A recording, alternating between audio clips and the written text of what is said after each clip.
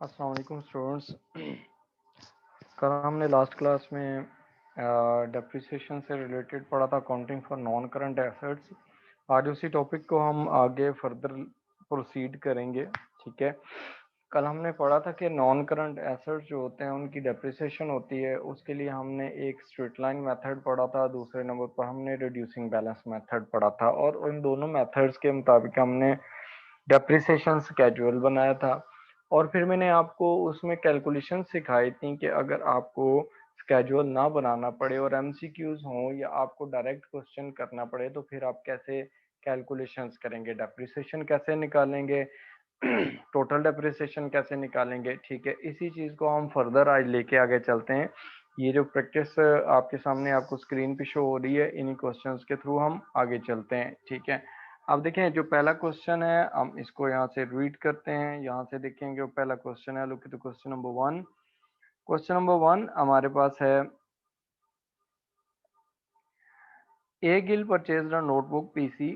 ठीक है, notebook PC ये आपका नॉन करंट एसेट है for 2600। This is the cost of the non current asset. It has an estimated life of 4 years। Life estimated life है 4 years की। And the scrap value of 200, और scrap value उसकी 200 की। She is not certain whether she should use straight line method or reducing balance method. ठीक है, a balance basis for the purpose of calculating the depreciation on the computer। ठीक है, ये जो notebook PC दिया है उस पर हम डेप्रिसिएशन कैलकुलेट करनी है, उसे ये नहीं पता कि कौन सा मेथड यूज किया जाए। अच्छा, अब यहाँ पर आप क्या करेंगे, हम इस क्वेश्चन को पहले करेंगे स्ट्रेट लाइन मेथड के थ्रू। ठीक है, स्ट्रेट लाइन मेथड। जो स्ट्रेट लाइन मेथड होता है उसमें ये होता है कि आपने एक ही दफ़ा डेप्रिसिएशन निकालनी है और वही डेप्रिसिएशन आपकी हर साल यूज होती है। ठीक है, अब यहाँ देखें हमारे पास, जैसे मैं यहाँ पर डेप्रिसिएशन कैलकुलेट करता हूँ तो हमारे पास जो डेप्रिसिएशन है वो कितनी बनती है पहले साल की। उसके लिए हम अगले साल नेक्स्ट ईयर में भी सेम रहेगी। जो मेथड था वो हमने कौन सा मेथड पढ़ा कल, हमने स्ट्रेट लाइन मेथड के तहत जब हमने डेप्रिसिएशन निकाली थी, डेप्रिसिएशन एक्सपेंस। ठीक है, तो वो डेप्रिसिएशन निकाला था cost minus residual value, this is the formula, divided by useful life of the asset. Cost हमारे पास कितनी है, कॉस्ट हमारे पास है 2600 की। हमारे पास जो एसेट की स्क्रैप वैल्यू है वो 200 गिवन है क्वेश्चन में, और यूजफुल लाइफ इज गिवन वो है 4 years। ठीक है, तो आपके पास जो डेप्रिसिएशन आएगी पर मंथ वो डेप्रिसिएशन कितनी आती है, आप 2400 बचेगा जो डेप्रिसिएटेबल वैल्यू है, कॉस्ट माइनस रेजिडुअल वैल्यू, तो उसको आप डिवाइड करेंगे यूजफुल लाइफ से तो आपके पास डेप्रिसिएशन निकल आएगी। Depreciation would be $600 per annum, हर साल ये डेप्रिसिएशन होगी। अच्छा, ये जो डेप्रिसिएशन हम कर रहे हैं इसके लिए हम अगर डेप्रिसिएशन स्केड्यूल बनाते हैं तो हमारे पास अगर हम डेप्रिसिएशन स्केड्यूल जब बनाएंगे स्ट्रेट लाइन मेथड में तो डेप्रिसिएशन स्केड्यूल। ये डेप्रिसिएशन स्केड्यूल है, ये आपकी कैलकुलेशन में कन्वीनियंस के लिए आपके पास। First of all you will write down, you will prepare the first column of year, आपका ईयर कौन सा है। सेकंड कॉलम जो होगा, सेकंड कॉलम आप बनाएंगे ओपनिंग वैल्यू के, ठीक है। ओपनिंग बैलेंस लिख रहा हूँ, ओबी मीन्स ओपनिंग बैलेंस या opening value. Then the third column is depreciation expense and the fourth column will be the closing balance, ठीक है। और जो सिक्स्थ कॉलम होगा वो फिफ्थ कॉलम होगा, that would be related to accumulated depreciation, ठीक है, कि आपकी टोटल डेप्रिसिएशन कितनी आएगी। अब देखिए हमारे पास ये है ईयर 1, ईयर का फर्स्ट कॉलम, सेकंड कॉलम हमारे पास ओपनिंग बैलेंस का, third column expense depreciation expense का, फोर्थ कॉलम हमारे पास है क्लोजिंग बैलेंस का, और फिर एक्यूमुलेटेड डेप्रिसिएशन। अच्छा, डेप्रिसिएशन, अब जब हम इसको वैल्यूज पुट करेंगे तो पहले नंबर पर फर्स्ट ऑफ ऑल हमारे पास ईयर 1 है, तो ईयर 1 में हमारे पास ओपनिंग बैलेंस था, हमने एसेट लिया है 2600 का, यहाँ पर हम एसेट की वैल्यू 2600 ही लिखेंगे, ठीक है। इसमें से रेजिडुअल वैल्यू आपने माइनस करके नहीं लिखनी।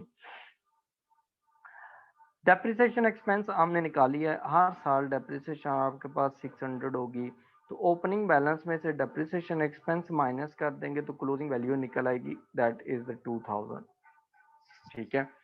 और पहले साल के एंड तक जो आपकी क्यूमुलेटिव डेप्रिसिएशन है, टोटल डेप्रिसिएशन, वो टोटल है 600, क्योंकि आपने सिर्फ इसी साल अभी डेप्रिसिएशन हुई है आपकी, ठीक है।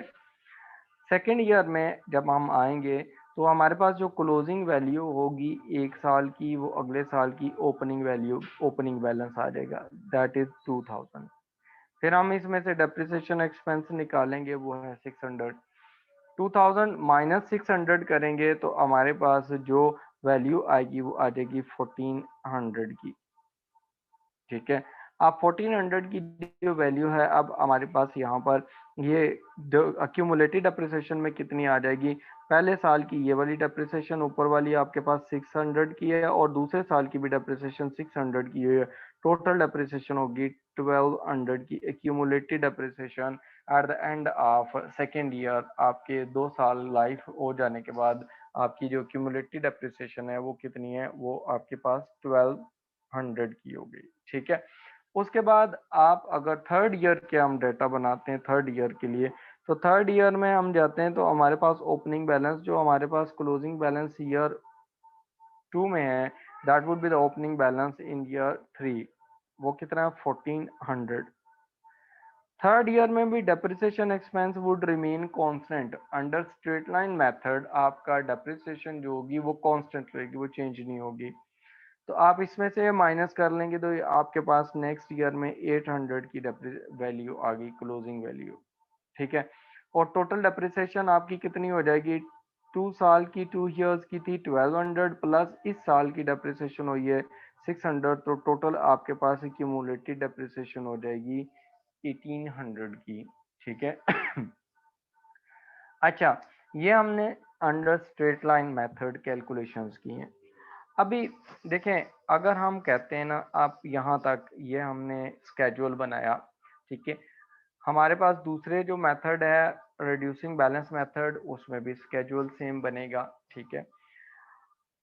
अब हम क्या करते हैं, हमें फॉर एग्जांपल एग्जामिनर आपको ये कहता है कि आप ऐसा करेंगे, आप जो जर्नल एंट्रीज है ना वो प्रिपेयर करें, पहले साल की, दूसरे साल की, तीसरे साल की और चौथे साल की डेप्रिसिएशन की, ठीक है।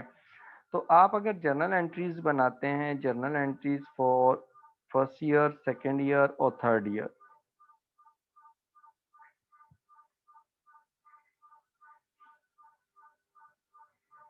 आपके पास जो जर्नल एंट्री बनेगी हमेशा वो एक ही बनेगी, वो होगी डेप्रिसिएशन एक्सपेंस अकाउंट डेबिट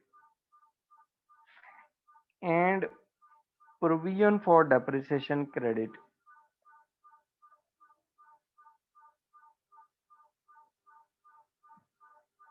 ठीक है।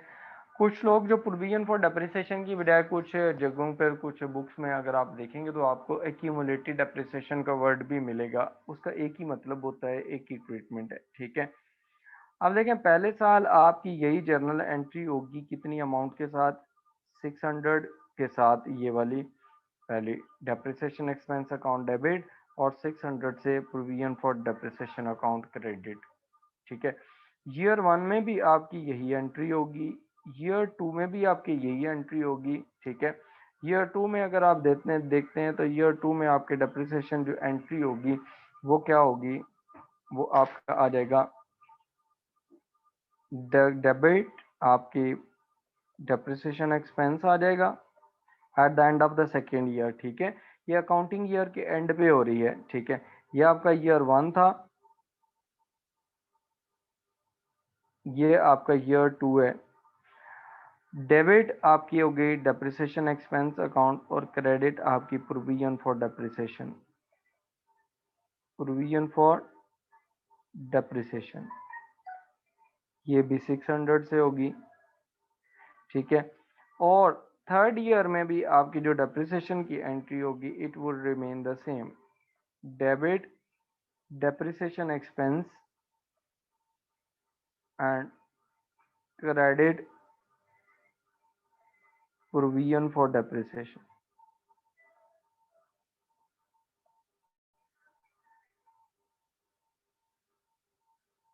ठीक हो गया। ये आपके पास है तीनों डेप्रिसिएशन की एंट्रीज हैं। अगर आपको कहा जाता है ना कि आप डेप्रिसिएशन का अकाउंट प्रिपेयर करें, ठीक है, तो इन जर्नल एंट्रीज से आप अकाउंट प्रिपेयर कर सकते हैं। डेप्रिसिएशन एक्सपेंस अकाउंट ये आप प्रिपेयर कर सकते हैं। अब देखिए, डेप्रिसिएशन एक्सपेंस अकाउंट हमारे पास पहले साल हो रहा है डेबिट। ठीक है। ये डेबिट साइड है डेप्रिसिएशन एक्सपेंस अकाउंट की और ये क्रेडिट साइड है। ठीक है। जब ये डेबिट हो रहा है तो आपने यहाँ पर क्या करना है, यहाँ पर जब आप डेप्रिसिएशन करेंगे तो अमाउंट कितनी है, 600। 600 आप डेबिट साइड पे लिखेंगे। ठीक है। और जो क्रेडिट रेफरेंस है वो आपके पास है प्रोविजन फॉर डेप्रिसिएशन, यहाँ पर आप प्रोविजन फॉर डेप्रिसिएशन लिख देंगे। ये ईयर 1 का डेप्रिसिएशन अकाउंट होगा। इस साल और कोई डेप्रिसिएशन नहीं है, एक ही एसेट है, उसी की डेप्रिसिएशन है, तो we will close down this account. Close कैसे करेंगे, जैसे लेजर क्लोज करते हैं, डेबिट साइड इज ग्रेटर, 600 है डेबिट साइड, टोटल में दोनों साइड पे लिख लेंगे। जो बैलेंसिंग फिगर आएगा वो हमारे पास आएगा क्रेडिट साइड पे 600 का। अब ये जो बैलेंसिंग फिगर जाएगा ये आपके पास जाएगा इनकम स्टेटमेंट में फिगर। ठीक है। दिस विल बी ट्वीटेड टू इनकम स्टेटमेंट। ठीक है।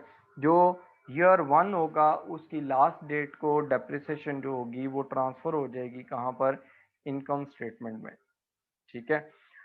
अब देखें, अगर हम यहाँ पर कहते हैं कि जी आपको ये भी कह देता है कि एग्जामिनर कि आपने क्या करना है, साथ में इनकम स्टेटमेंट के एक्सट्रैक्ट बना दें, तो हम यहाँ पर ऊपर इनकम स्टेटमेंट बना लेते हैं, इनकम स्टेटमेंट एक्सट्रैक्ट्स की ट्रीटमेंट क्या होगी,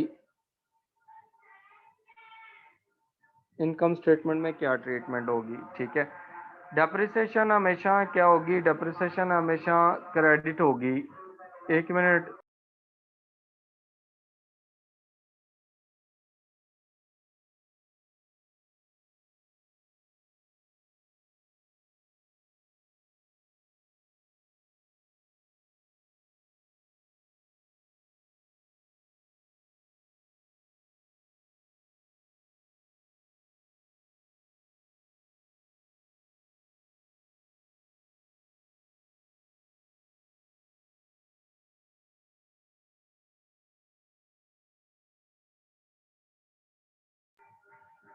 अस्सलाम वालेकुम।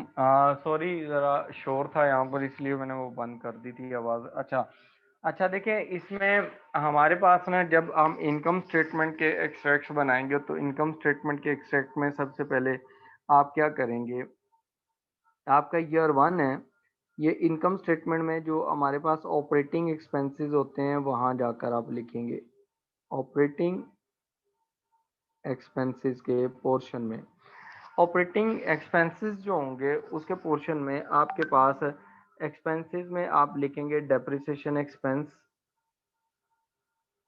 वहां का पर आप क्या लिखेंगे, you will write down depreciation expense.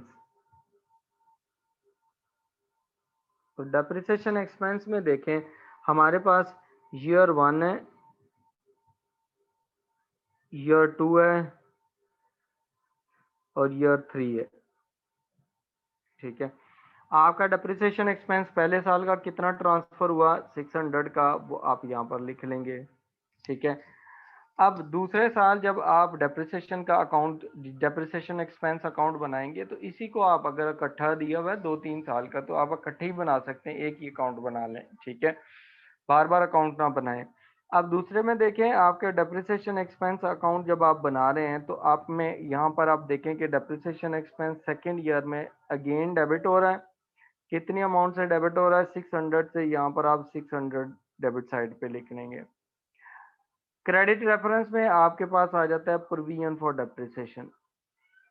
Credit reference में क्या आ जाता है, प्रोविजन फॉर डेप्रिसिएशन, ये लिख देंगे।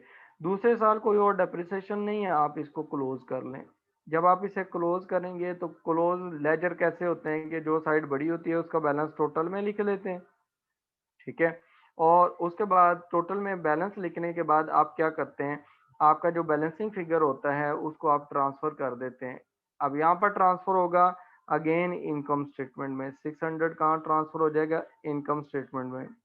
ठीक है, तो दूसरे साल आप इनकम स्टेटमेंट के जो एक्स्ट्रा इनकम स्टेटमेंट बनाएंगे उसमें भी डेप्रिसिएशन एक्सपेंस 600 जाके लिख देंगे ऑपरेटिंग एक्सपेंसेस के अंदर। ठीक है, अब आपने क्या करना है, जो थर्ड ईयर है तो थर्ड ईयर में अगर तीसरे साल का आप डेप्रिसिएशन एक्सपेंस अकाउंट बना रहे हैं तो तीसरे साल के देखें डेप्रिसिएशन एक्सपेंस अकाउंट डेबिट हो रहा है, कितनी अमाउंट से हो रहा है, 600 से। यहाँ 600 लिख देंगे। ठीक है, और यहाँ पर आप रेफरेंस लिखेंगे प्रोविजन फॉर डेप्रिसिएशन, कि आपका डेप्रिसिएशन कितनी प्रोविजन हुई है, वो रेफरेंस है, क्रेडिट रेफरेंस। ठीक है, अब आप जब इसका रेफरेंस यहाँ पर लिख देंगे, अब आपने क्या करना है, आपने इसको भी क्लोज कर देना है। कोई और डेप्रिसिएशन हुई नहीं है इस साल, तो 600 ही टोटल है। Debit side is greater, total we will put in total both on both sides of ledger account. ठीक है, तो जो डिफरेंस आएगा हमारे पास, जो बैलेंस आएगा वो आएगा यहाँ पर क्रेडिट साइड पे 600 का, और ये इनकम स्टेटमेंट में चला जाएगा। और ये बैलेंस हम थर्ड ईयर जब उसकी इनकम स्टेटमेंट बनाएंगे तो उसमें ऑपरेटिंग एक्सपेंसेस में जाके लिख देंगे 600। ठीक है, यहाँ तक ये है डेप्रिसिएशन एक्सपेंस अकाउंट और स्टेटमेंट, इनकम स्टेटमेंट में उसके एक्सट्रैक्ट्स क्या होते हैं। ठीक है, ये दो चीजें एग्जामिनेशन में पूछता है, दो चीजें आपको मैंने करवा देखें। पहली चीज आपको वो जर्नल एंट्री के बारे में पूछ सकता है। सेकंड चीज वो आपको पूछ सकता है डेप्रिसिएशन का अकाउंट। थर्ड चीज एग्जाम में आपको आती है डेप्रिसिएशन के इनकम स्टेटमेंट के एक्सट्रैक्ट्स। जो फोर्थ चीज आती है वो होता है आपके पास, fourth one, that is provision for depreciation account.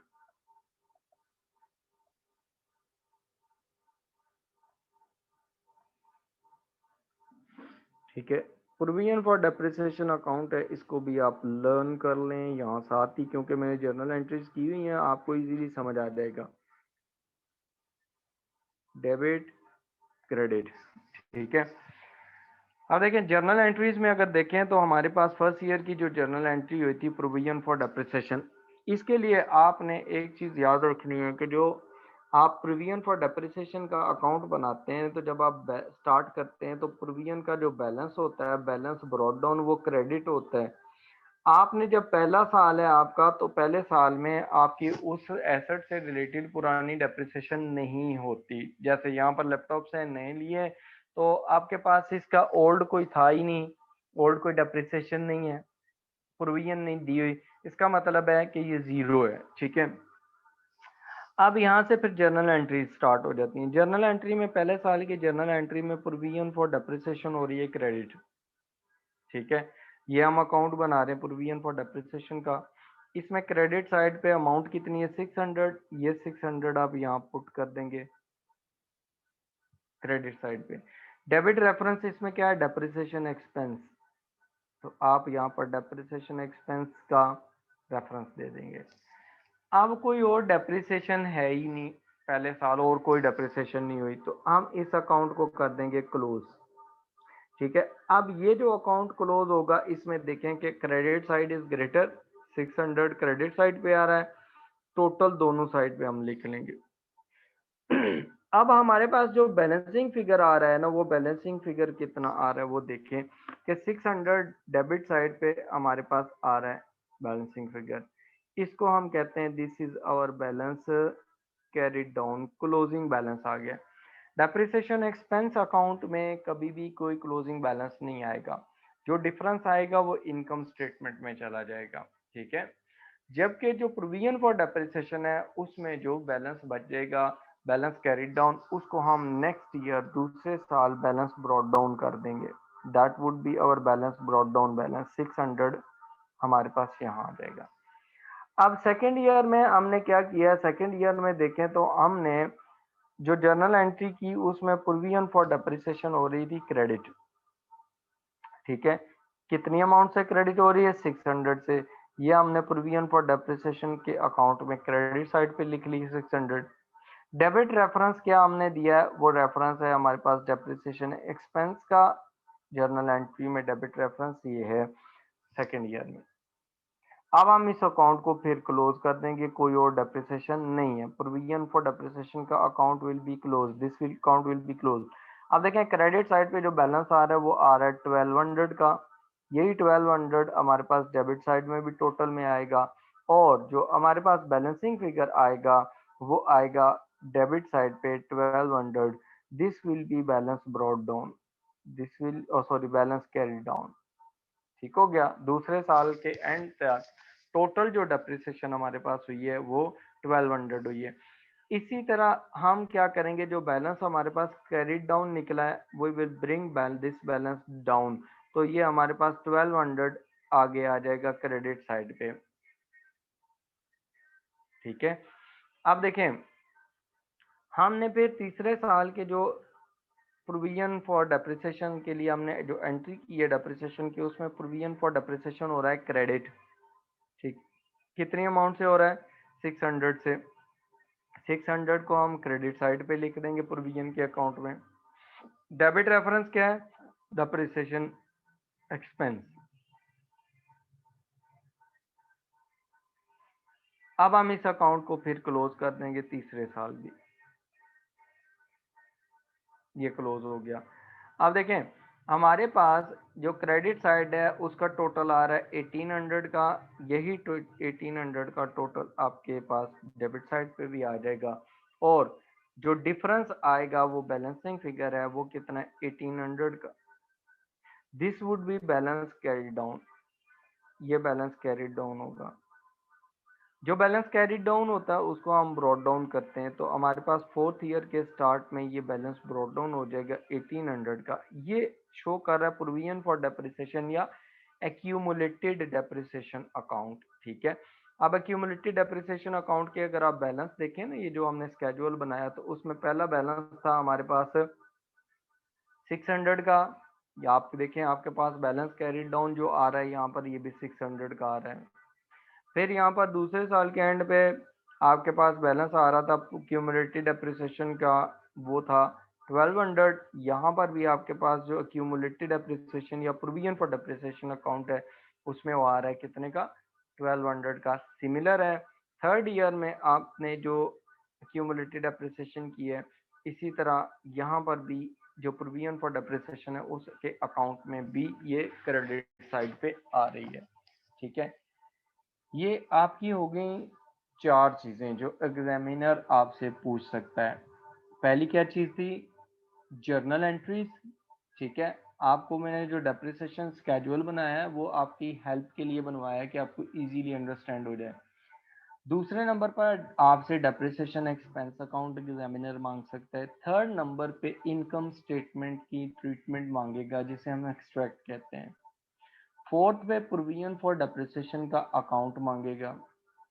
ठीक है, और फिफ्थ पे आपके पास वो मांगेगा फिफ्थ वन,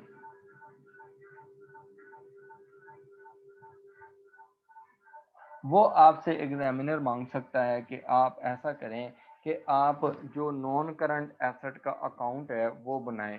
ठीक है, अब हमारे पास जो नॉन करंट एसेट है वो कौन सा है, वो हमारे पास एसेट है नॉन करंट एसेट। देखें हमने नाम या अंडरलाइन किया था, नोटबुक पीसी है, यानी कि कंप्यूटर है।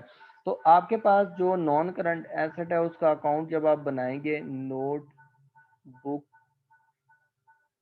पीसी, ये आपका नॉन करंट एसेट है, तो आपने इसका अकाउंट बनाना है एट कॉस्ट। इसका अकाउंट क्या बनाना है, एट कॉस्ट। ये सिंपल अकाउंट है, इसमें कोई आपको कोई ज्यादा कॉम्प्लिकेटेड कैलकुलेशंस वगैरह नहीं करने पड़ेंगे। देखें जब आप पीसी परचेज करते हैं तो उस टाइम आपने एंट्री क्या की होगी, आपके पास नोटबुक पीसी डेबिट हुआ होगा, नोटबुक पीसी आपने इसको डेबिट किया, कितनी अमाउंट से, उसने बताया हुआ है कि 2600 का है। कितने का है, 2600 का। तो 2600 से आपने इसे डेबिट किया, और क्रेडिट में आपने बैंक क्रेडिट कर दिया या कैश क्रेडिट कर दिया जो पेमेंट किया, अगर नहीं किया तो पेबल्स क्रेडिट हो जाएंगे 2600। ठीक हो गया। अब ये देखें, ये आपने किया ईयर 1 के स्टार्ट में, हम नोटबुक का अकाउंट बना रहे हैं, तो नोटबुक आपका डेबिट हो रहा है, कितनी अमाउंट से हो रहा है, 2600 से। तो नोटबुक के अकाउंट में 2600 आप लिखेंगे। ठीक है, उसके बाद आप क्या करेंगे, 2600 आपने यहाँ लिखा, तो आपने इसका रेफरेंस में लिख दिया बैंक अकाउंट या कैश अकाउंट, जो भी आपने लिखना है, क्रेडिट रेफरेंस। ठीक हो गया। इस साल आपने कोई और नोटबुक कुछ भी नहीं परचेज किया, तो आप इसका अकाउंट क्लोज कर देंगे। 2600 डेबिट साइड पे आ जाएगा और 2600 ई क्रेडिट साइड पे आ जाएगा। ठीक है, आपके पास यहाँ पर ये आ गया 2600 का बैलेंस। ये जो बैलेंस है ये आपके पास आएगा बैलेंस कैरीड डाउन, ये क्लोजिंग बैलेंस आ गया। एक साल का क्लोजिंग, दूसरे साल का ओपनिंग होगा, उसको आप बैलेंस ब्रॉड डाउन कर लेंगे सेकेंड ईयर में, वो 2600। दूसरे साल भी आपने कोई एसेट परचेज नहीं किया, आप फिर ये अकाउंट क्लोज हो जाएगा दूसरे साल भी। 2600 से डेबिट साइड पे टोटल, 2600 क्रेडिट साइड पे टोटल। ठीक है, और यही आपके पास बैलेंस कैरी डाउन आ जाएगा। ठीक हो गया। अब जो बैलेंस कैरी डाउन होगा वो थर्ड ईयर में आपके पास बैलेंस ब्रॉड डाउन हो जाएगा अगेन 2600, और वो आप क्लोज करके उसको बैलेंस कैरी डाउन निकाल लें कि आप, बिकॉज आपने कोई नोटबुक पीसी और परचेज किया ही नहीं। ठीक है, अब इसमें सिंपल क्या कर रहे हैं, आप पहली दफा एसेट पुट करते हैं, अगर परचेज होंगे तो हम उसमें ऐड करेंगे, अदरवाइज सिंपली उसी बैलेंस को बैलेंस कैरी डाउन ले आएंगे, उसी को ब्रॉड डाउन कर देंगे और ये आपका अकाउंट बन जाता है। यहाँ तक उम्मीदें क्लियर होगा। अब जो लास्ट चीज एग्जाम में आपसे एग्जामिनर मांगेगा, वो आपसे मांगेगा कि आपने ये बताना है कि आपके पास स्टेटमेंट ऑफ फाइनेंशियल पोजीशन जो होगी उसके एक्सट्रैक्ट्स आपने बताने हैं। ठीक है, स्टेटमेंट ऑफ फाइनेंशियल पोजीशन के एक्सट्रैक्ट्स आप बताएंगे कि आपके पास this would be the sixth one. ये डिफरेंट जो चीजें एग्जामिनर आपसे पूछ सकता है वो मैक्सिमम में आपको यहाँ पर बता रहा हूँ। ठीक है, अब यहाँ देखें, ये जो सिक्स्थ है ना हमारे पास,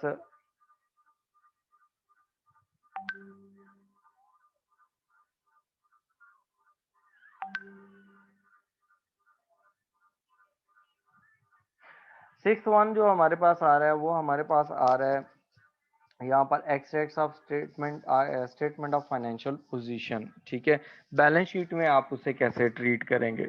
ठीक है, अब देखें ईयर 1 आप ये जो नॉन करंट एसेट्स हैं इनको आप स्टेटमेंट ऑफ फाइनेंशियल पोजीशन की नॉन करंट एसेट की सेक्शन में जाके लिखेंगे।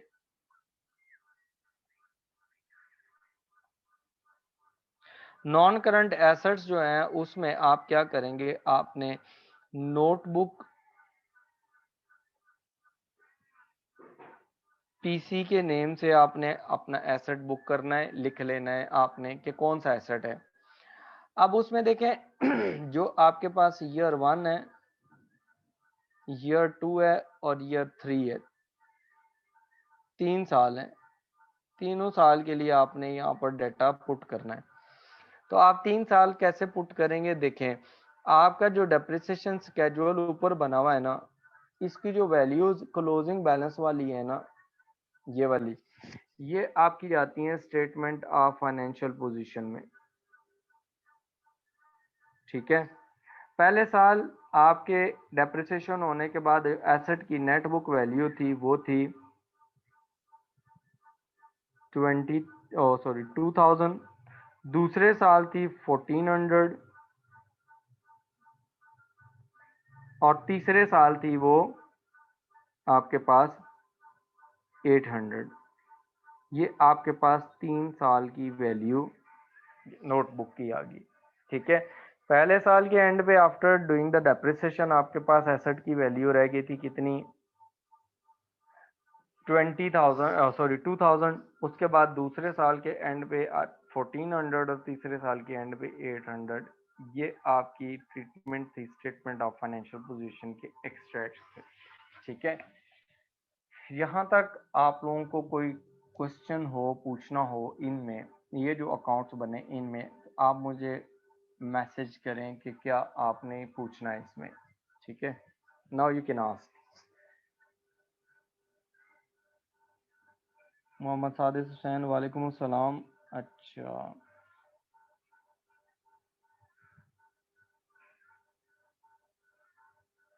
मुस्कान देखें, लाइफ 10 साल भी हो सकती है। आपने कहा कि 4 साल की यूजफुल लाइफ है, तो हमने 3 साल के क्यों बनाए हैं जो अकाउंट्स, वो तो वैसे ही मैंने 3 साल के बनाए हैं। एग्जामिनर आपको बताएगा कि आपने कौन से साल के बनाने हैं। ठीक है, ये भी हो सकता है एसेट की लाइफ 10 ईयर्स है और एग्जामिनर आपको कहे कि आप 1 साल के बनाएं, 2 साल के बनाएं। ठीक है, वो लाजमी नहीं है कि जितनी लाइफ हो उतना ही लंबा अपने डेप्रिसिएशन स्केड्यूल बनाना है। ठीक है जी, और कोई question?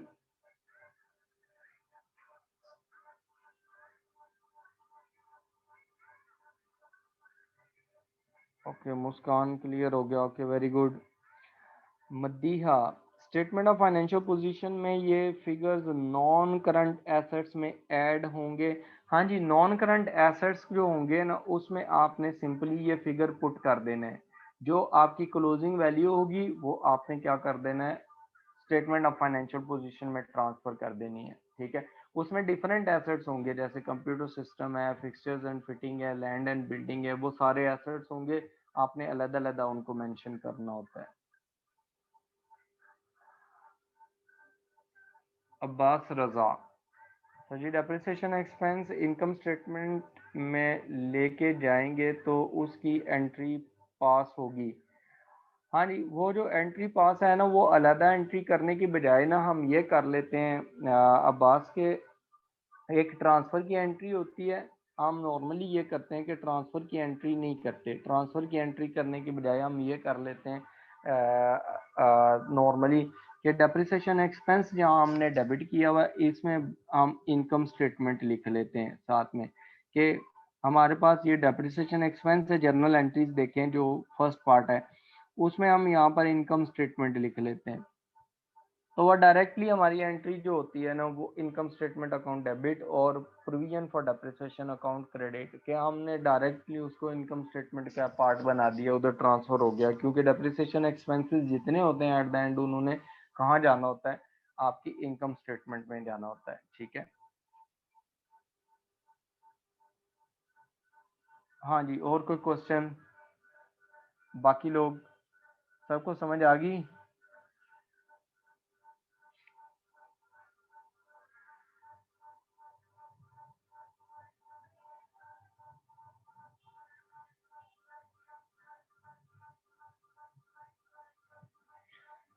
Syed Mohammad Hadi, okay, yes sir, okay, very good, समझ आ गई आपको। और कोई क्वेश्चन, जो क्वेश्चन पूछना है पूछ लें, क्योंकि आगे कैलकुलेशंस ऐसे ही चलती रहनी है और फिर आपको कंफ्यूजन ना हो आगे किसी तरह की।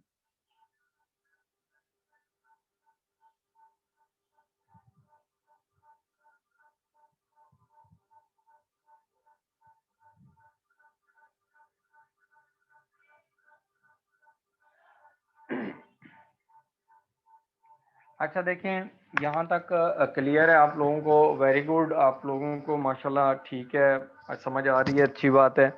तो आगे चलते हैं हम। आगे जो क्वेश्चंस हैं आगे, Ifra Malik notebook PC account repeat कर दें। ओके, मैं रिपीट कर देता हूँ। अब देखें, जो नोटबुक का अकाउंट नॉन करंट एसेट का अकाउंट बना रहे हैं वो हम एट कॉस्ट बना रहे हैं, ठीक है। जितने का जब हमने एसेट लिया था हमने उसको उसको डेबिट कर दिया था उतने से, ठीक है। जैसे हमने यहाँ पर ये नोटबुक पीसी डेबिट किया था, नोटबुक पीसी डेबिट हो गया था 2600 से। तो वो 2600 से डेबिट हो रहा था, हमने उसको डेबिट साइड पे ट्रांसफर कर दिया। क्रेडिट रेफरेंस में से हमने बैंक कैश या जो पेबल्स होंगे वो लिख देंगे, जो भी जो केस हो कि अगर आपने कैश दिया है तो कैश क्रेडिट हो रहा होगा, कैश लिख देंगे। बैंक अगर आपने चेक दिया है तो बैंक क्रेडिट हो रहा होगा, वो लिख देंगे। अगर इन दोनों में से कुछ नहीं है तो फिर ये होता है कि पेबल्स होते हैं, ठीक है, pebbles for notebook, notebook PC. अब ये जो हमारे पास एट द एंड हम इस अकाउंट को क्लोज कर देंगे, जितने के एसेट होंगे वो टोटल में आ जाएंगे दोनों साइड पे। डेबिट साइड इज ग्रेटर तो बैलेंसिंग फिगर क्रेडिट साइड पे आएगा। ये जो क्रेडिट साइड पे बैलेंसिंग फिगर आ रहा है ना, ये हमें हमारे पास है बैलेंस कैरिड डाउन। बैलेंस जो एसेट होते हैं ना, जो लाइबिलिटीज होती हैं और प्रोविजन होती है, उनका बैलेंस ब्रॉट डाउन भी होता है और कैरिड डाउन भी होता है, ठीक है। जो आपके एसेट्स होते हैं, जो आपकी लाइबिलिटीज होती हैं, और जो आपका कैपिटल अकाउंट होगा, या आपके पास जो इसमें से ये आ जाते हैं, सॉरी, एसेट्स के अकाउंट, ये सारे इनके ना बैलेंस प्रोविजन अकाउंट, इनके सब के क्या होंगे, इनके ब्रॉड डाउन भी होंगे और कैरी डाउन, क्योंकि ये खत्म नहीं होते। एसेट एक साल यूज किया उसी साल खत्म तो नहीं होगा ना, वो अगले साल शिफ्ट हो जाएगा। तो eight the end of the year जो उसका बैलेंस होगा, जो उसकी कॉस्ट होगी, हम उसको बैलेंस कैरी डाउन कहेंगे। फॉलोइंग ईयर में हम उसे बैलेंस ब्रॉड डाउन कर देंगे, ठीक है। तो ये जो बैलेंस कैरी डाउन है, अगले साल हमारे पास ब्रॉड डाउन हो जाएगा। दूसरे साल हमने कोई एसेट परचेज नहीं किया, तो इसलिए हमारे पास 2600 टोटल में आ जाएगा डेबिट साइड पे, और 2600 क्रेडिट में आ जाएगा। जो बैलेंसिंग फिगर आएगा वो हमारे पास balance carry down second year में, वही हम ब्रॉड डाउन कर लेंगे नेक्स्ट ईयर में। इसी तरह थर्ड ईयर का अकाउंट भी बनाएंगे, ठीक है। मेरे यहाँ पर जगह नहीं थी, वो नीचे एक और क्वेश्चन था अभी वो करवाना है, तो इसलिए मैंने वो थर्ड ईयर का नहीं किया। क्लियर है ये?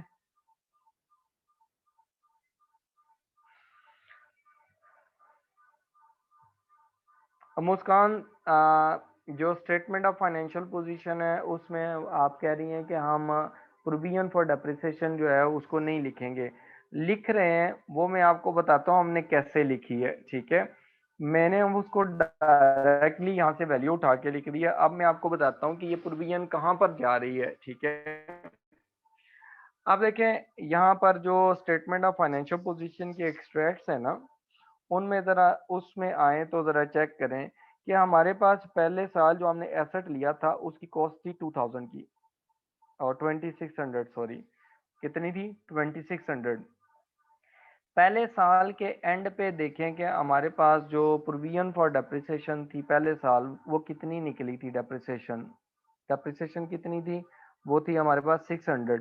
हमने वो 600 माइनस कर दिया था, रिमेनिंग हमारे पास बैलेंस आ गया था 2000, ठीक है। इसका मतलब है ये ट्रीट हुई हुई है, ठीक है।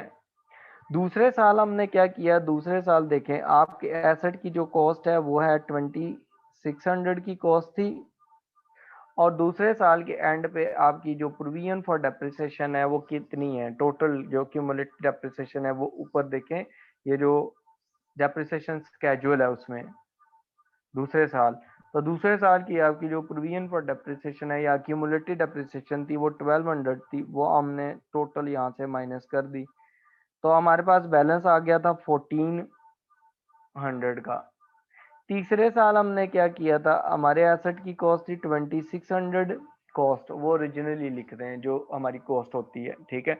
तो तीसरे साल हमारे पास जो ऊपर डेप्रिसिएशन स्केड्यूल है उसमें प्रोविजन फॉर डेप्रिसिएशन देखें 1800 की वैल्यू है।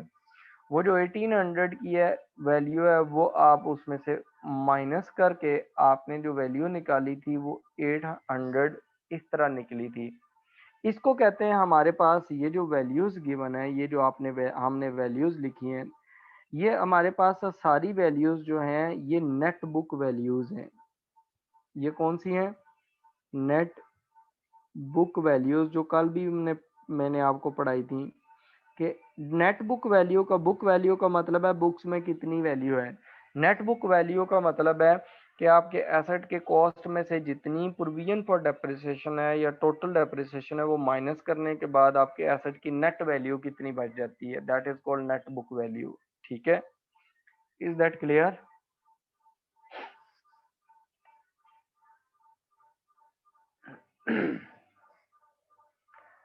अब बात सर, जब अकाउंट क्यूमुलेटिव डेप्रिसिएशन एसेट में से माइनस करेंगे तो क्या उसकी भी एंट्री पास होगी स्टेटमेंट ऑफ फाइनेंशियल पोजीशन में? नहीं, कोई जर्नल एंट्री नहीं करनी। जर्नल एंट्री एक ही होती है डेप्रिसिएशन वाली, वो कर दी है। बाकी ट्रीटमेंट मैंने आपको बता दी है कि अगर आपने डायरेक्ट उधर ऊपर स्केड्यूल नहीं बनाया हुआ तो आप इस तरह भी कर सकते हैं जैसे मैंने कैलकुलेशंस करवाई हैं। ओके फ्रॉम अली, क्लियर है, वेरी गुड। अच्छा, यहाँ तक क्लियर है ये कैसे निकले हैं। चलें हम आगे फर्दर प्रैक्टिस करते हैं, आपको आगे और क्लियर हो जाना है कि अब आगे और चीज़ें कैसे करनी है। ये हमने मेथड किया, अभी इसमें ना स्ट्रेट लाइन मेथड किया है, ठीक है। आपने यही अकाउंट्स बनाने, यही डेप्रिसिएशन स्केड्यूल बनाना है, सब कुछ बनाना है, लेकिन आपकी जो असाइनमेंट है ना इसमें, वो आपने सिमिलर अकाउंट्स बनाएंगे। यही 5 अकाउंट्स आपने बनाने हैं, लेकिन आपने रिड्यूसिंग बैलेंस मेथड यूज करना है। रिड्यूसिंग बैलेंस मेथड यूज करना है, मेथड चेंज करना है। और सबसे पहली जो चीज बनानी है वो आपने डेप्रिसिएशन स्केड्यूल बनाना है।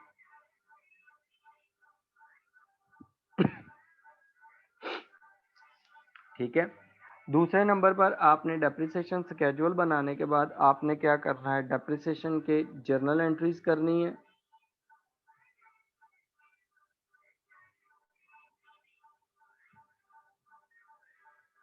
ठीक है, तीसरे नंबर पर आपने डेप्रिसिएशन एक्सपेंस अकाउंट बनाना है।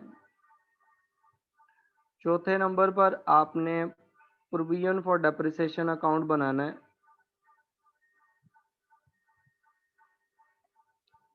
पांचवें नंबर पर आपने इनकम स्टेटमेंट एक्सट्रैक्ट्स बनाने हैं। छठे नंबर पर आपने स्टेटमेंट ऑफ फाइनेंशियल पोजीशन, इसके एक्सट्रैक्ट्स बनाने हैं। ठीक है, और फिर आपके पास एक नॉन करंट एसेट अकाउंट बनाना है आपने एट कॉस्ट। ठीक है, ये आपकी असाइनमेंट है। मेथड आपने चेंज करना है। वो मेथड दूसरा जो है रिड्यूसिंग बैलेंस मेथड आपने कैसे यूज करना है, ये मैं दूसरा क्वेश्चन करवाता हूँ, उसमें हम वो मेथड यूज कर लेते हैं, रिड्यूसिंग बैलेंस मेथड। ठीक है,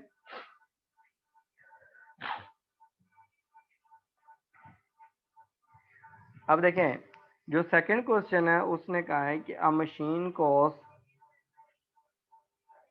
8000। मशीन एक एसेट है, उसकी कॉस्ट कितनी, 8000। It will be kept for 5 years। 5 साल के लिए आपने रखना है, तो 5 साल ये आपकी यूजफुल लाइफ है, दिस इज यूजफुल लाइफ। अब देखें, and then sold for estimated figure of 2400, ये स्क्रैप वैल्यू है। ये क्या उसकी स्क्रैप वैल्यू गिवन है कि इतने का सेल हो जाएगा। कहता है show the calculations of the figures of the depreciation to the nearest for the 3 years using the straight line method and b reducing balance method. अब हम रिड्यूसिंग बैलेंस मेथड यूज करेंगे, और उसने कहा है कि for this method use depreciation rate of 20%। Depreciation rate कितना use करना है, 20%। अब देखें, जब आप डेप्रिसिएशन निकालेंगे तो सबसे पहले एक चीज जो हम वही ऊपर वाली चीजें बनाते हैं, first of all we prepare depreciation schedule.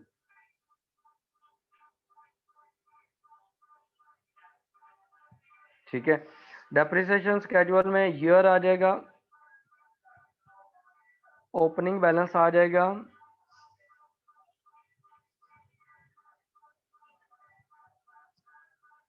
Depreciation expense आ जाएगा थर्ड कॉलम, क्लोजिंग बैलेंस आ जाएगा एंड एक्यूमुलेटेड डेप्रिसिएशन आ जाएगी।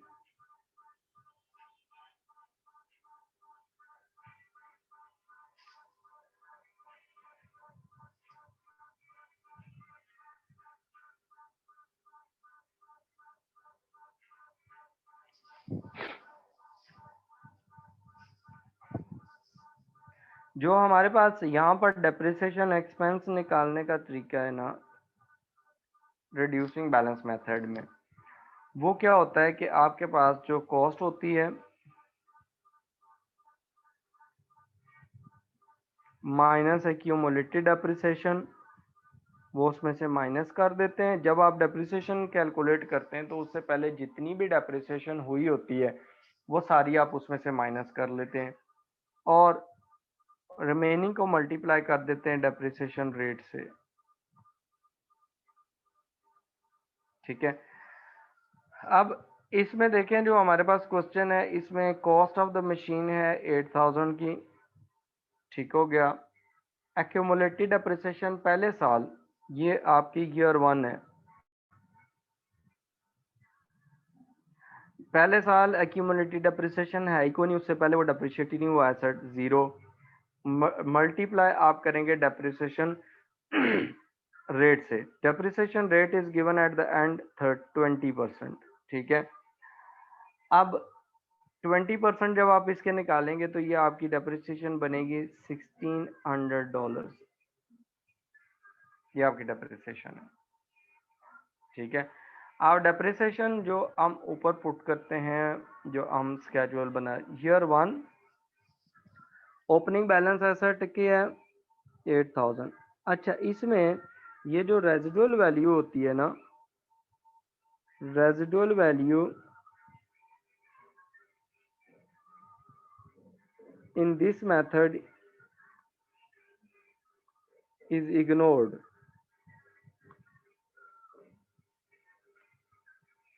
उसको आपने शामिल नहीं करना, उसको इग्नोर कर देना है, क्वेश्चन में गिवन भी हो तो। ठीक है, residual value will be consider only in straight line method. Reducing balance method में आपने उसको बिल्कुल इग्नोर कर देना है, उसको शामिल ही नहीं करना कैलकुलेशंस में।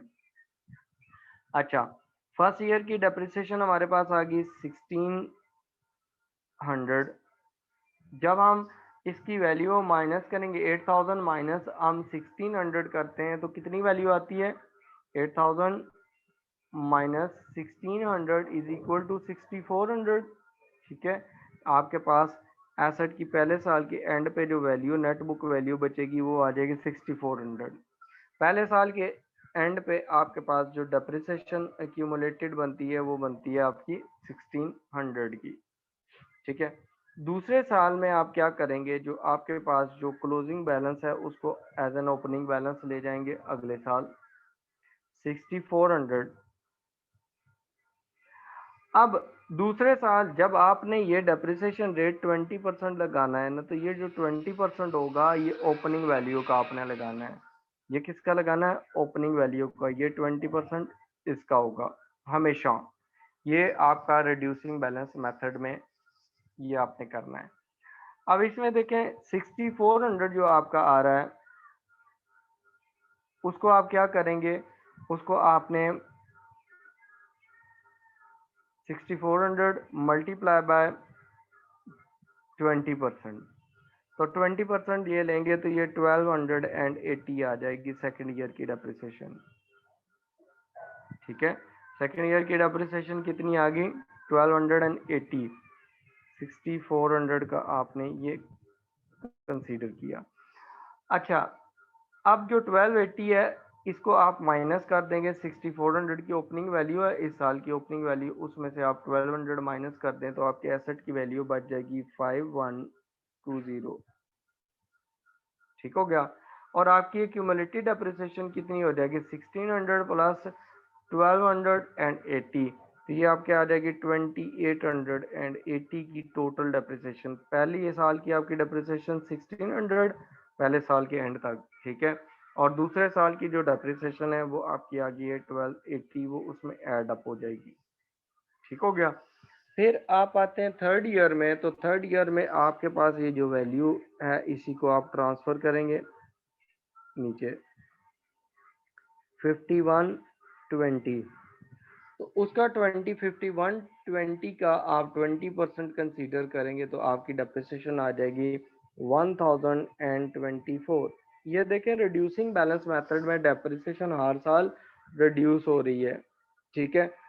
जबकि स्ट्रेट लाइन मेथड में क्या रहती है, कांस्टेंट रहती है।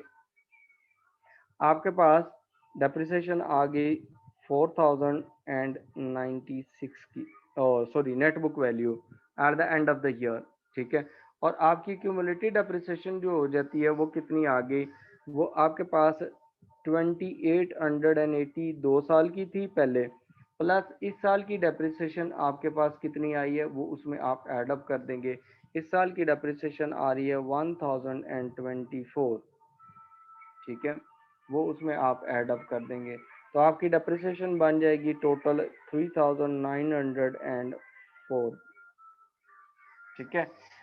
This is reducing balance method, ठीक है, reducing balance method, this is reducing balance method. तो अब देखें, जो जो चीज़ें आपको एग्जामिनर रिक्वायर कर सकता है, एक तो आपको डेप्रिसिएशन वो मांग सकता है, बताएं कितनी होगी पहले साल की, दूसरे साल की, तीसरे साल की। और फिर वो अक्यूमुलेटेड डेप्रिसिएशन भी पूछ सकता है, पहले साल, दूसरे साल और तीसरे साल की कितनी होगी, ठीक है।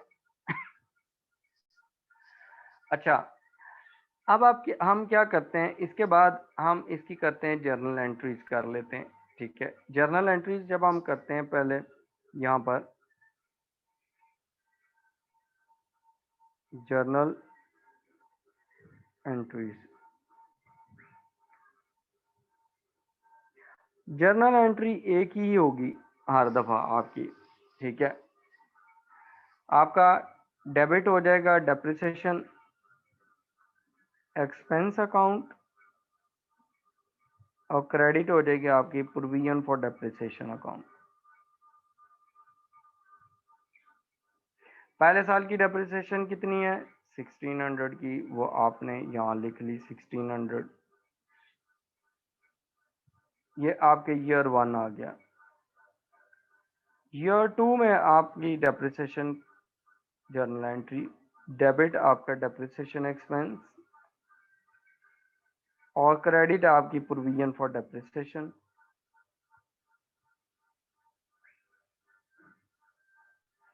प्रोविजन फॉर डेप्रिसिएशन कितनी अमाउंट से, 1280 से 1280। अब जो तीसरा साल है उसके लिए ईयर 3 के लिए आप क्या करेंगे, एंट्री यही करेंगे डेबिट में, डेप्रिसिएशन एक्सपेंस अकाउंट डेबिट, और क्रेडिट आप करेंगे प्रोविजन फॉर डेप्रिसिएशन अकाउंट। तीसरे साल की डेप्रिसिएशन है 1024, 1024, ठीक हो गया। अगर आपको कहा जाता है कि you are required to prepare depreciation expense account, ठीक है, डेप्रिसिएशन एक्सपेंस अकाउंट, तो वो आप प्रिपेयर कर सकते हैं। यहाँ पर जर्नल एंट्रीज आपने प्रिपेयर कर ली हैं, इसके थ्रू आप प्रिपेयर कर सकते हैं।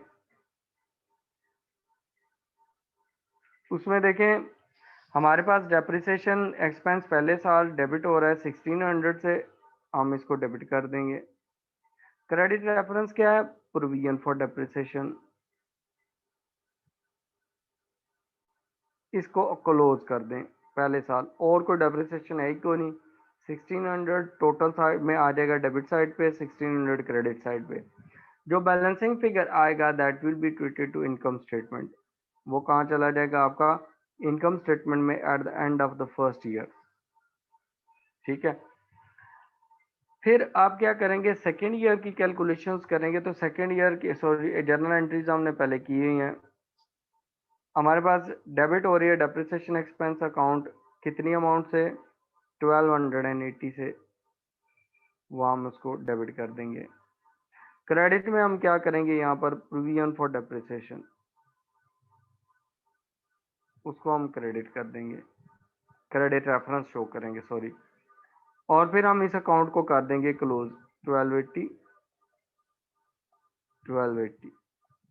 और 1280 ही आपके पास इनकम स्टेटमेंट में चला जाएगा eight the end of the year. जो बैलेंसिंग फिगर आ रहा है इस अकाउंट का इनकम स्टेटमेंट में, ये इस साल का एक्सपेंस है सेकेंड ईयर का। ठीक है, थर्ड ईयर में आप क्या करेंगे, थर्ड ईयर में आप देखें कि डेप्रिसिएशन एक्सपेंस अकाउंट डेबिट हो रहा है, कितनी अमाउंट से हो रहा है, 1024 से। 1024 से आपके पास डेबिट हो रहा है अकाउंट डेप्रिसिएशन एक्सपेंस का, और यहाँ पर आपके आ जाएगा प्रोविजन फॉर डेप्रिसिएशन। ठीक है, इनको आपने क्या कर देना है, इसको भी क्लोज कर देना है, 1024 और आपके पास जो बैलेंसिंग फिगर निकलेगा वो बैलेंसिंग फिगर 1024 का इनकम स्टेटमेंट में चला जाएगा। ठीक है, ये आपकी होगी दो चीजें। थर्ड, वो आपको ये कह सकता है कि आप एक्सट्रैक्ट्स निकालें, fourth one extracts of income statement, income statement extracts.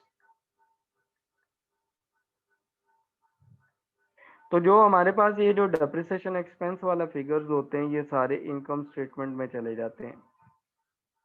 ठीक है, इनकम स्टेटमेंट एक्सट्रैक्ट्स में हमारे पास जो ऑपरेटिंग एक्सपेंसेस होते हैं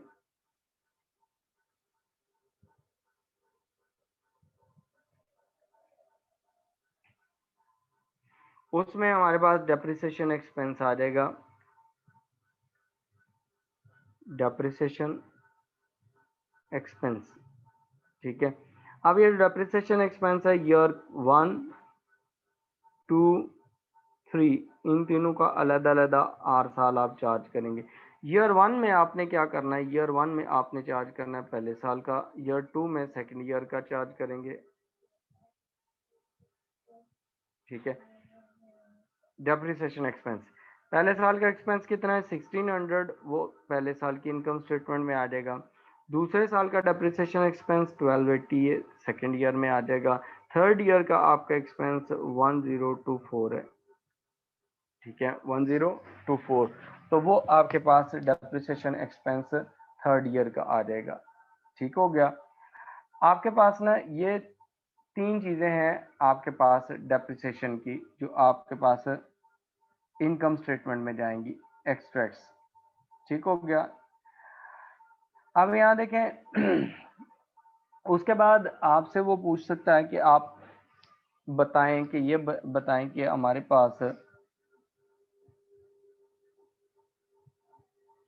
प्रोविजन फॉर डेप्रिसिएशन का अकाउंट बनाएं। ठीक है, कौन सा account, provision for depreciation account.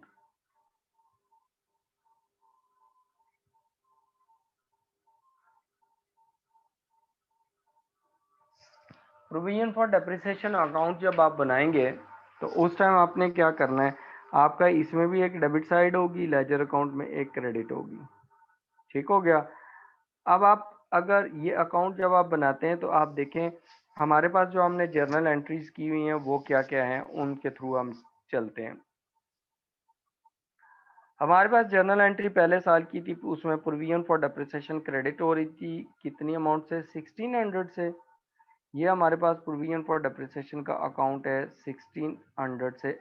इसमें बैलेंस हम पहले बैलेंस ब्रॉड डाउन कर लेते हैं, तो ब्रॉड डाउन इसमें 0 होगा पहले साल का। फिर हमारे पास पहले साल जब provision for depreciation account credit हुआ, डेबिट रेफरेंस क्या है जर्नल एंट्री में, डेप्रिसिएशन एक्सपेंस। इस अकाउंट को क्लोज कर दें। ठीक हो गया। अब यहाँ देखें 1600 हमारे पास टोटल में आएगा क्रेडिट साइड पे, और डेबिट साइड पे भी यही आएगा। डेबिट साइड पे हमारे पास जो बैलेंसिंग फिगर आ जाएगा वो कितना आता है, वो 1600 का आता है। ये जो 1600 यहाँ बैलेंसिंग फिगर आया, that is balance carried down, that will be brought down next year. Balance brought down आ जाएगा 1600 से। ठीक है। अब आपने क्या किया, सेकेंड ईयर की जो जर्नल एंट्री की है वो देखें। जर्नल एंट्री में हमने प्रोविजन क्रेडिट की है, और हमारे पास कितनी अमाउंट से क्रेडिट हुई है, 1280 से, उसको हम लिख देंगे, और इस अकाउंट को भी सेकेंड ईयर के लिए भी क्लोज कर देंगे। सेकेंड ईयर में हम इसे क्लोज करते हैं तो ये हमारे पास में क्रेडिट साइड 2880 की हो जाती है। ठीक है, 1600 प्लस चाहिए, जो दूसरे साल हमने डेप्रिसिएशन एक्सपेंस की वैल्यू ट्रांसफर की है वो उसमें ऐड हो जाएगी, और 2880 ये आ जाएगा। अब जो आपके पास बैलेंसिंग फिगर निकलेगा वो बैलेंस आपका 2880, ये आपका डेबिट साइड पे आ रहा है प्रोविजन के अकाउंट में, और this would be your balance carried down, और जो बैलेंस कैरिड डाउन होगा उसको हम बैलेंस ब्रॉट डाउन करेंगे। ठीक है, वो कितना है आपके पास, 2880 का। अब आपने क्या करना है, थर्ड ईयर में आपने क्या, थर्ड ईयर में आपने जर्नल एंट्री की है जिसमें प्रोविजन क्रेडिट हुई है कितनी अमाउंट से, 1024 से। ठीक है, इसमें प्रोविजन क्रेडिट है, डेप्रिसिएशन एक्सपेंस अकाउंट आपके पास डेबिट रेफरेंस आ गया। अब इस अकाउंट को भी क्लोज कर देंगे। ठीक है, जब आप क्लोज करेंगे तो आपके पास जो टोटल बनेगा क्रेडिट साइड पे वो कितना बनता है, वो देखिए। क्रेडिट साइड पे आपका टोटल बनेगा 3904 का, 3904। उसमें से आपने इसको डेबिट कर देना है, इस अमाउंट को। डेबिट साइड पे आपका बैलेंसिंग फिगर आ जाएगा, बैलेंसिंग फिगर आपका जो आएगा वो है 3904। ठीक है, ये आपका आ रहा है बैलेंस कैरिड डाउन, और यही आपके पास बैलेंस ब्रॉट डाउन हो जाएगा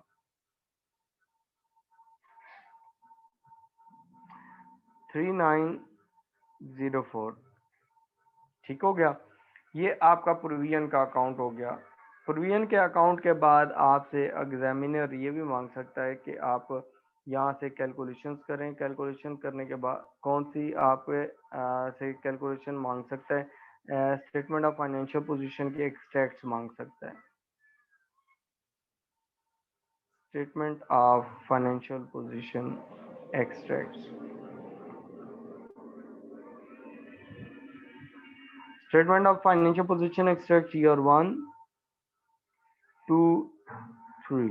अच्छा, नॉन करंट एसेट रहता है वो भी हम करते हैं। ठीक है, अब यहाँ देखें ईयर 1 2 3 में जो नॉन करंट एसेट्स हैं उनके अंदर आपका एक एसेट है मशीन। मशीन की पहले साल की जो नेट बुक वैल्यू है वो है हमारे पास है 6400 की। दूसरी जो वैल्यू है हमारे पास क्लोजिंग बैलेंस, ये जो ऊपर क्लोजिंग बैलेंस डेप्रिसिएशन स्केड्यूल में क्लोजिंग बैलेंस गिवन है, this will go to statement of financial position. ठीक है, ये जाएगा 6400 5120 एंड 4096, ये है। ठीक हो गया, ये आपके पास आ गया स्टेटमेंट ऑफ फाइनेंशियल पोजीशन की एक्सट्रैक्ट। एक चीज बस रह गई है, वो है आपका नॉन करंट एसेट यानी कि मशीन का अकाउंट। मशीन का अकाउंट हम बना लेते हैं।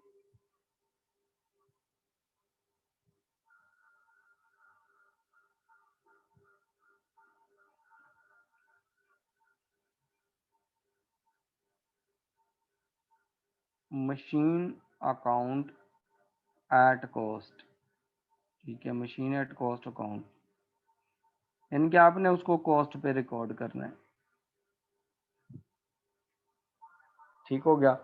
अब मशीन जो है पहले साल आप खरीद रहे हैं, पहली दफ़ा खरीद रहे हैं, तो आपने जब मशीन परचेज की तो आपने एंट्री की डेबिट मशीन अकाउंट और क्रेडिट आपने कर दिया बैंक या कैश या जो भी है आपके पास। अगर आपने पेमेंट नहीं की तो अकाउंट्स पेबल क्रेडिट हो जाएगा। ठीक है, अब यहाँ देखिए मशीन आपने जो परचेज की थी वो की थी 8000 की, तो 8000 से ये डेबिट है, 8000 से क्रेडिट है, ये जर्नल एंट्री की होगी। आपने जब भी मशीन का अकाउंट शुरू करना है तो आपने बैलेंस ब्रॉड डाउन देख लेना कि मशीन का पहले कितनी वैल्यू, पहले बैलेंस ब्रॉड डाउन आ रहा है, कितनी कॉस्ट। आप मशीन पहली दफ़ा खरीद रहे हैं, उससे पहले मशीन है ही नहीं है, तो इसका मतलब है जो बैलेंस ब्रॉड डाउन होगा दैट वुड बी जीरो।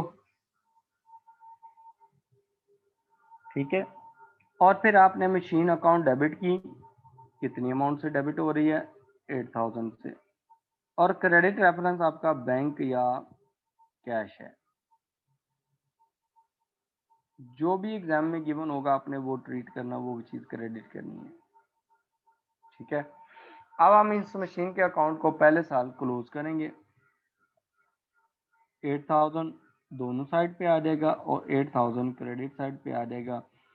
हमारे पास बैलेंस कैरी डाउन, जो बैलेंस कैरी डाउन होगा वही हम ब्रॉड डाउन कर लेंगे अगले साल।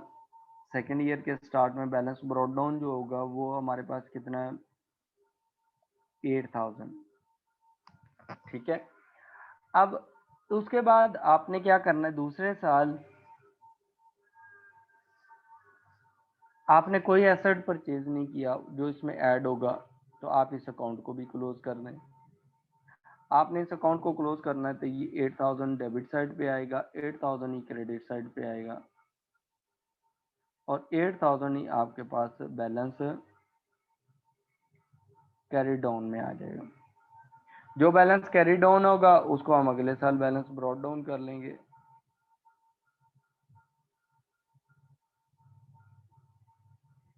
ठीक है, अब आपने क्या करना है, इस अकाउंट को तीसरे साल भी क्लोज कर देना है। जब तीसरे साल आप क्लोज करेंगे तो हमारे पास तीसरे साल इसकी वैल्यू 8000 ही है कॉस्ट, और उसमें से हमारे पास कोई एडिशन नहीं हुआ, ना ही हमने कोई सेल किया है। ये 8000 आपका बैलेंस कैरी डाउन हो गया। जो बैलेंस आपका कैरी डाउन होगा वही ब्रॉड डाउन होगा अगली दफा ऑन 1 जनवरी 2004। ठीक है, ये आपके पास 8100 का आ गया। हाँ जी, यहाँ तक कोई क्वेश्चन हो तो पूछ लें। देखिए पहला जो क्वेश्चन किया वो मैंने किया है अंडर स्ट्रेट लाइन मेथड। अब जो सेकंड क्वेश्चन किया है मैंने किया अंडर रिड्यूसिंग बैलेंस मेथड। ठीक है, अब आप यहाँ तक कोई क्वेश्चन है आपके माइंड में तो आप पूछ लें।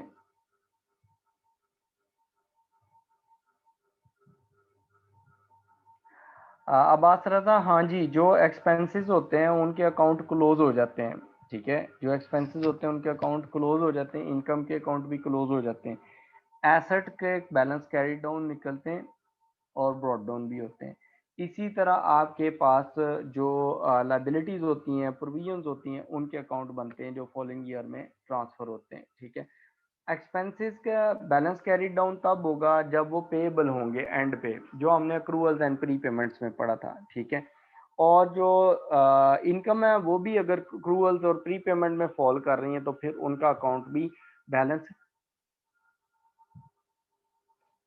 कैरी डाउन निकल आता है एंड पे। ठीक है जी, और कोई question?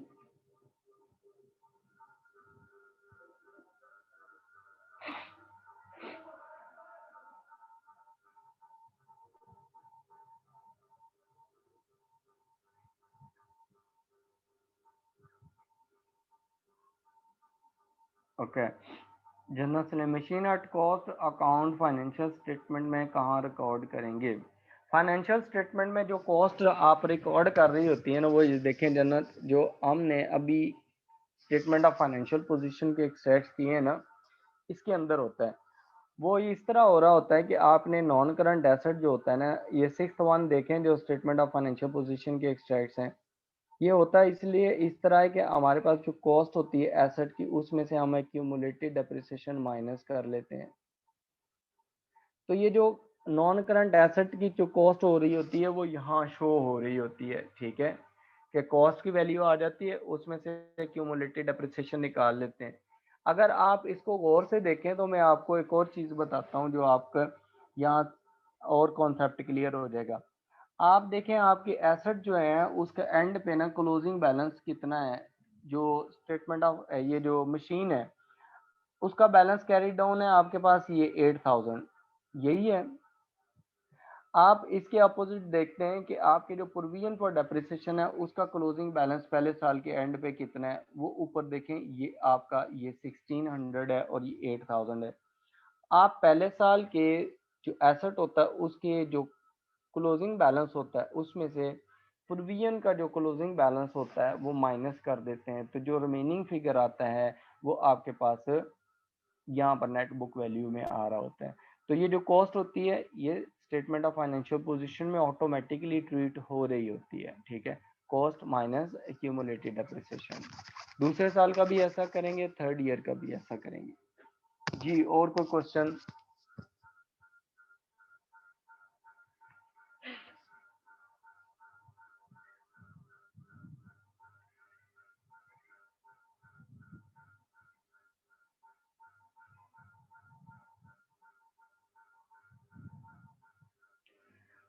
Yes, any other question related to this topic?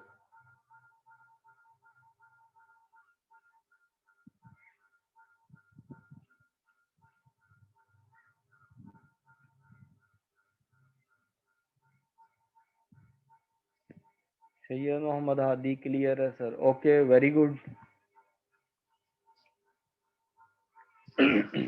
ये हम दो तीन टॉपिक, दो तीन लेक्चर अभी इस पे लगाएंगे ये, क्योंकि थोड़ा सा डिफिकल्ट टॉपिक होता है, बच्चों को ज़रा फिर अंडरस्टैंडिंग में मसला होता है। फिर हम इसके एमसीक्यूज भी करेंगे, ठीक है। एमसीक्यूज जब मैं इधर करेंगे तो फिर आपके लिए और ज़्यादा इजी हो जाएगा इसको अंडरस्टैंड करना और माइंड में रखना। जनरल सलीम चैप्टर 7 जो था वो हमने किया था, मैंने शेयर कर दिए थे मेरे ख्याल में उसके एमसीक्यूज ना, वो देखें जो लेक्चर नंबर 19 में मैंने ऐड किए थे। अगर नहीं है तो वो मुझे बता दें, फिर मैं उनको ऐड अप कर देता हूँ।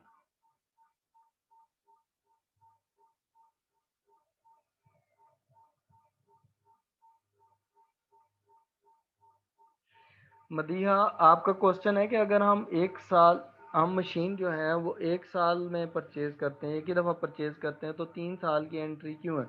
देखें, मशीन जो होती है नॉन करंट एसेट है, वो 3 साल, 4 साल, 5 साल, 10 साल यूज होता है, ठीक है। जैसे यहाँ पर जो क्वेश्चन था उसमें देखें कि मशीन की जो लाइफ थी वो उसने कितनी 5 ईयर की बताई थी, तो इसका मतलब है कि आप 5 साल उसे यूज करेंगे। 5 साल जब आप उसे यूज करेंगे तो आप उसे 5 साल के अंदर, उसको 5 साल के पीरियड के दौरान उसे डेप्रिशिएट करेंगे, ठीक है। उसको क्या करेंगे, एक्सपेंस आउट करेंगे या डेप्रिशिएट करेंगे 5 साल की लाइफ में, ठीक है। इसलिए हम हर साल उसकी डेप्रिसिएशन निकालते हैं और उसकी ट्रीटमेंट करते हैं, अकाउंटिंग ट्रीटमेंट्स होती हैं। ये मैंने 3 इयर्स की खुद बनाई है, आप 4 साल की बना लें, 5 साल की बना लें, कोई मसला नहीं है इसमें।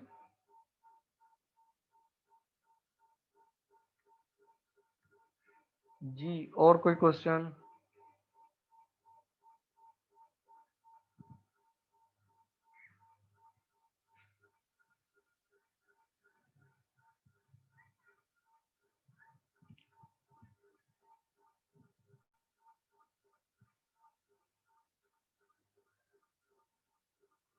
Yes, any other question related to this topic यहाँ तक?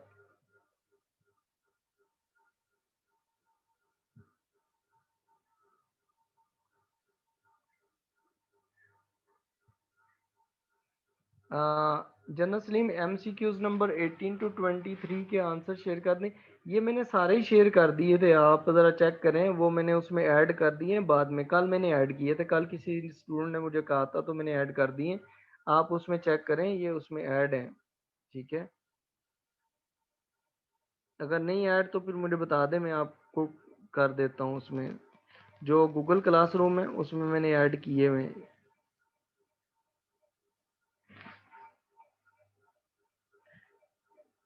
आप यहाँ देखें, जो क्वेश्चन हमने 2 क्वेश्चंस कर लिए हैं, क्वेश्चन नंबर 3 देखें तो ये मैं आपको समझा देता हूँ, आपने इसको फिर करना है। अब वो कहता है, a car cost 9600, ठीक है, ये कॉस्ट है। It will be kept for the 3 years, 3 साल उसकी यूजफुल लाइफ है। यूजफुल लाइफ कितनी है? 3 साल। एंड देन सोल्ड फॉर 2600, और 2600 की फिर सेल होगी, हो जाएगी। This is scrap value. You are required to calculate the depreciation for the each year using the reducing balance method. Uh, Depreciation rate 50% and using the straight line method. ठीक है, दोनों methods आपने use करने हैं और आपने उनकी depreciation calculate करनी है। ठीक है, लेकिन इसके लिए बेटर है कि आप प्रैक्टिस के लिए आप सारी चीजें, ऊपर जो 7 चीजें की हैं वो सारी की सारी कर लें। एक तो आप डेप्रिसिएशन स्केड्यूल बनाएं। नंबर 2, आप उसकी जर्नल एंट्रीज बनाएं।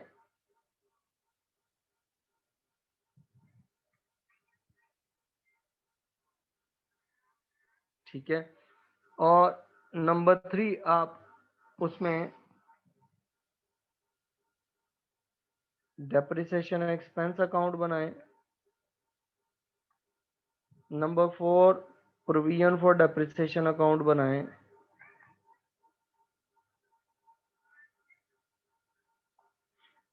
नंबर 5, आप इसके लिए इनकम स्टेटमेंट एक्सट्रैक्ट्स बनाएं।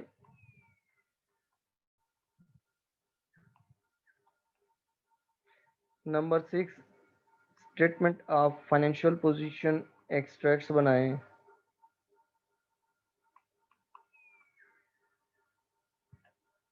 और नंबर 7, आप कार का अकाउंट बनाएं एट कॉस्ट।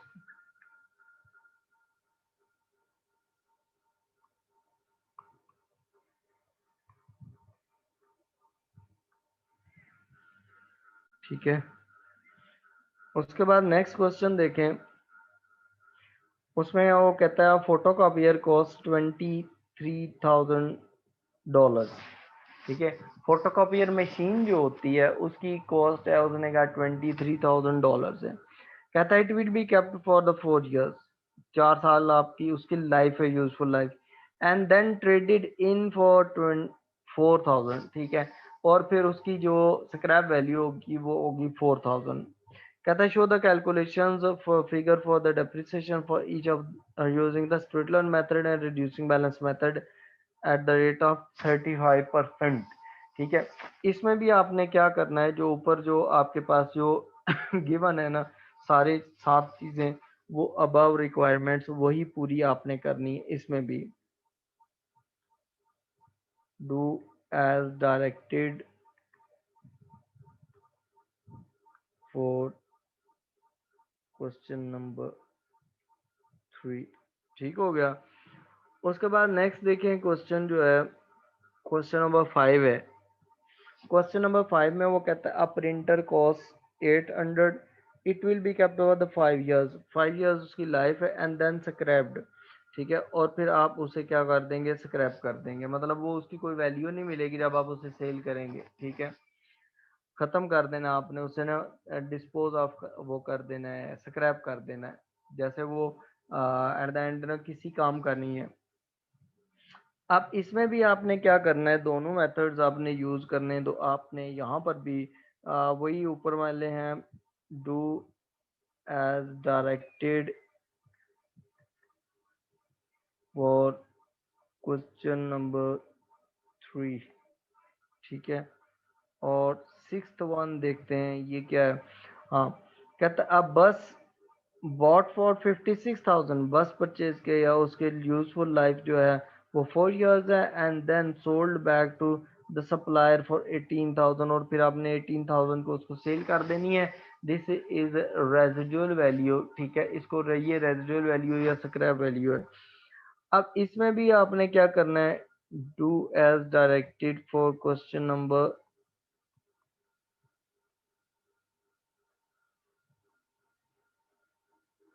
3। आपने जो तीन क्वेश्चन नंबर 3 में जो इंस्ट्रक्शंस है उसको फॉलो करना है, वही चीजें बनानी है जो हमने आज बनाई है, ठीक है।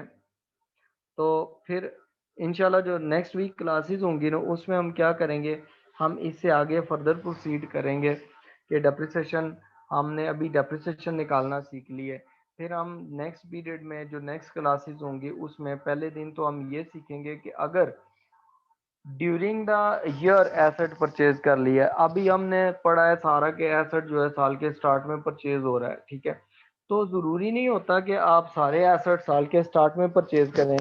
ऐसा भी तो हो सकता है आपको एसेट की जरूरत है मिड ऑफ द ईयर जाके पड़ गई है, तो जब आप उसको परचेज करेंगे मिड ऑफ द ईयर तो आपने फिर डेप्रिसिएशन कैसे चार्ज करनी है, ठीक है, वो हम ट्रीटमेंट करेंगे। इसमें कैलकुलेशंस जो थी वो डेप्रिसिएशन वाली थी मुश्किल, जो आपको समझ आ गई है, ठीक है। और वहां पर जब हम कैलकुलेशंस करेंगे तो हम प्रोपोर्शनेट कर लेंगे, उसको हम डिवाइड कर लेंगे, इसलिए वो कोई ज्यादा मुश्किल काम नहीं है। उसके बाद जो नेक्स्ट मंथ जो वीक है ना, सॉरी, उसमें हम ये करेंगे कि एक तो ये चीज करनी है, दूसरे नंबर पर हम एसेट जो है ना उनके जो रिवैल्यूएशन मेथड है वो भी हम करेंगे, ठीक है। और फिर हम इसके एमसीक्यूज कर लेंगे, रिव्यू क्वेश्चंस करेंगे और इसके एमसीक्यूज कर लेंगे ताकि ये आपको क्लियर हो जाए, ठीक है। और ये बस इतना ही हमने करना है, ठीक है। तो आज के लिए इतना काफ़ी है, इंशाल्लाह अब आप ये होमवर्क करें तो नेक्स्ट जो हमारे पास अब क्लास होगी, क्लासेस होंगी उसमें हम करेंगे फर्दर। अच्छा जी, क्वेश्चन आए हैं, क्वेश्चन क्या है सर, आपने अभी जो क्वेश्चन सॉल्व किए हैं इसको गूगल क्लासरूम में ऐड कर दें। अवैस खान, हाँ ये गूगल क्लासरूम में अवैस खान ऐड करूंगा, सारी चीज़ें उसमें ऐड होती हैं, ठीक है, जो भी होती हैं। Sir, question number 5, there is no residual value, so how can calculate the depreciation the straight line method? अच्छा अब्बास रजा, क्वेश्चन नंबर 5 में रेजिडुअल वैल्यू नहीं है ना, तो cost minus residual value, residual value zero हो जाएगी, सिंपल, ठीक है। तो जो कॉस्ट है उसी पे आप डेप्रिसिएशन निकाल लेंगे कि रेजिडुअल वैल्यू नहीं गिवन होती तो वो जीरो होती है, ठीक है। सैयद मोहम्मद आदि, thank you sir, okay. Okay फिर आप लोग इसको करें, इसके क्वेश्चंस करें और मैं इसको अभी अपलोड कर देता हूँ उसके गूगल क्लासरूम में भी जो मैंने अभी पढ़ाया है, तो आपको इजी हो जाएगा, वहाँ से आप इसको डाउनलोड कर लें और इसको आगे इनको सॉल्व कर लें, ओके। तब नेक्स्ट वीक वीक तक के लिए फिर अल्लाह हाफिज़, टेक केयर, अल्लाह हाफिज़।